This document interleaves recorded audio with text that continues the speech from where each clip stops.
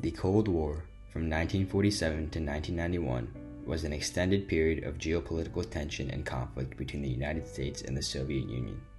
The fear that communism would spread, in combination with a spree of international incidents, led the two nations to the brink of nuclear disaster. As tensions increased between the United States and the Soviet Union, the leaders of each nation were pushed to the forefront.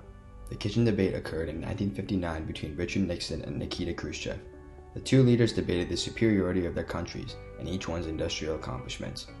Ultimately, this situation led to Nixon and Khrushchev agreeing that their nations must come together and establish peaceful relations. The kitchen debate displayed that there was a possibility for the tensions between the two nations to eventually come to an end.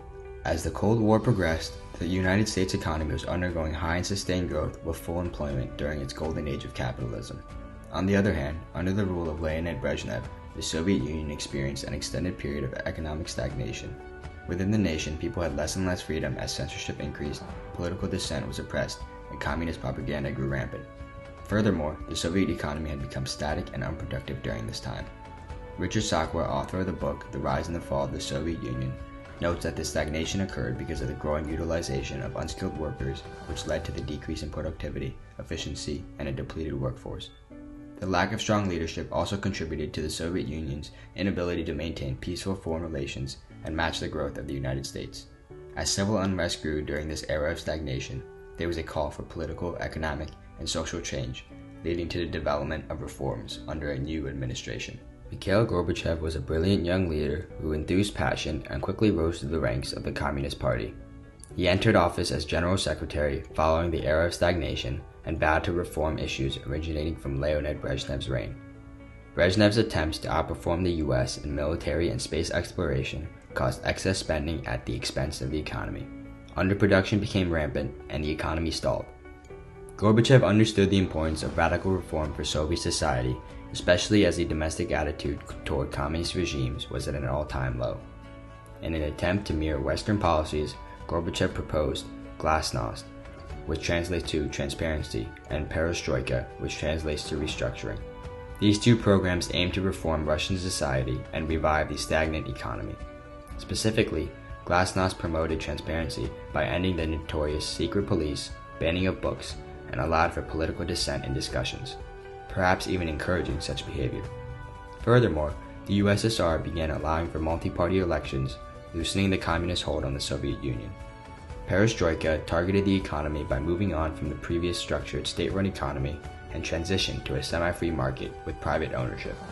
However, the reforms did not achieve their intended purpose. As Gorbachev noted, the old system collapsed before the new one had time to begin working, and the crisis in the society became even more acute. As a result, the economy and standards of living plummeted as the USSR began losing control over the eastern satellite states. Countries such as Poland began holding free elections, now permitted due to glasnost, and several other Baltic states declared independence as well. Ultimately, the failure of the reforms was immeasurable, and the Communist Party attempted a coup d'etat. The coup failed, but Gorbachev shamefully dissolved not only the Communist Party, but also the USSR and resigned immediately after. Ronald Reagan was a conservative Republican that was elected the 40th President of the United States in 1981. A charismatic Hollywood star, Reagan quickly earned the nickname the Great Communicator. Pulling together conservative support from all across America, his economic and government policies, in combination with his foreign anti-communist policies, overwhelmingly defeated Jimmy Carter. Reagan promoted supply-side economics, which entailed cutting tax rates in order to stimulate the economy, and further preached anti-union and anti-welfare policies. Though he never truly acted upon Social Security, he attracted libertarian support with his anti-government perspective. He believed that government was not the solution, but rather the issue. Furthermore, Reagan gained the fondness of Cold War hawks, which favored his anti-Soviet rhetoric and military budget proposals. Reagan's spiel constantly favored the use of freedom and promised a defense spending binge. Reagan has, much deservedly, been given substantial credit for his involvement in ending the Cold War. Reagan was essential to establishing conditions which primed the collapse of the Soviet Union. In the initial periods of his presidency, Reagan adopted a hard-line policy on the Soviets, aggressively attacking them in media appearances and public statements. Describing the Soviet Union as an evil empire, he even went as far as to joke about bombing the Russians in 5 minutes. He proposed his Strategic Defense Initiative, more popularly referred to as Star Wars, which entailed a system of X-ray lasers located in space that would prevent any nuclear attacks aimed at the US.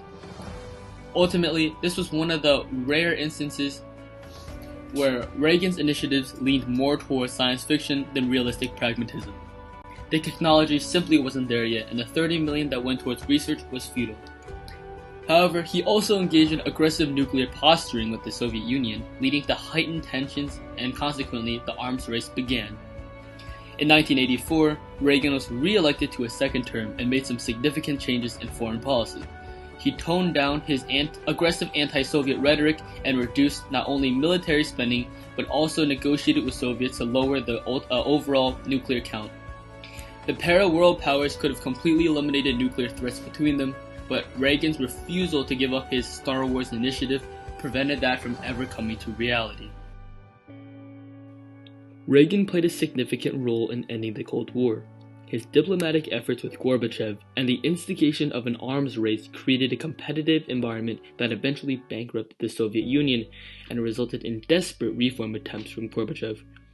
However, despite the importance of Reagan's role, Mikhail Gorbachev was ultimately the key figure during the endgame of the Cold War. Reagan's greatest contributions stemmed from his desires to abolish nuclear weapons, alleviate the tensions of the strategical arms race, and avoid nuclear Armageddon, rather than the arms buildup and ideological offensive that he launched at the onset of his presidency back in 1981.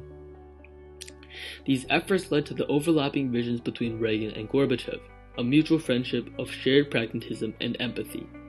As Professor Loeffler of UVA noted, Reagan, however, strove to consummate the Intermediate-Range Nuclear Forces Treaty, push forward on strategic arms reductions, and solidify his relationship with a pliable Soviet leader who was trying to reshape his own country. Reagan's sincerity, goodwill, strong desire for negotiations, and shared commitment to nuclear abolition, however abstract, reassured Gorbachev, helping to sustain a trajectory whose end results the Soviet leader did not foresee or contemplate. Paradoxically then, Reagan nurtured the dynamics that won the Cold War by focusing on ways to end it. In fact, Judge William Clark, Reagan's appointed national security advisor, boasted of the administration's role in forcing the Soviets to reshape their behavior through economic warfare, ideological competition, and military power. Reagan's achievements stem from his ability to understand the trends of the Cold War and using them to America's advantage. His administration's ability to manipulate trends in global economy to American advantage is an understated achievement. As Hal Brands explains, Reagan's administration's effort to capitalize on globalization, technological change, the communications transformation, and the electronics revolution resulted in America's dominant position in the international standings at the end of the Cold War.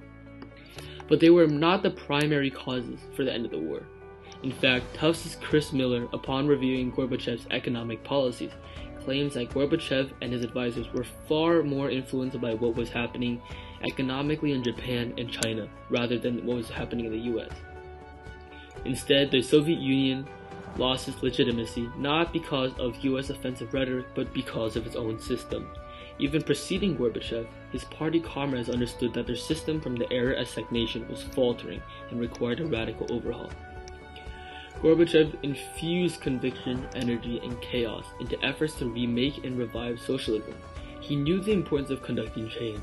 Indeed, this was evident around the world as China embarked on a new trajectory and as country after country moved away from command systems and status controls. In summary, Reagan's greatest contributions to the war were derived from his sensibility, empathy, convictions, charm, and self-confidence. Reagan engaged Gorbachev in a way that no American leader had previously engaged a Soviet leader in the history of the Cold War.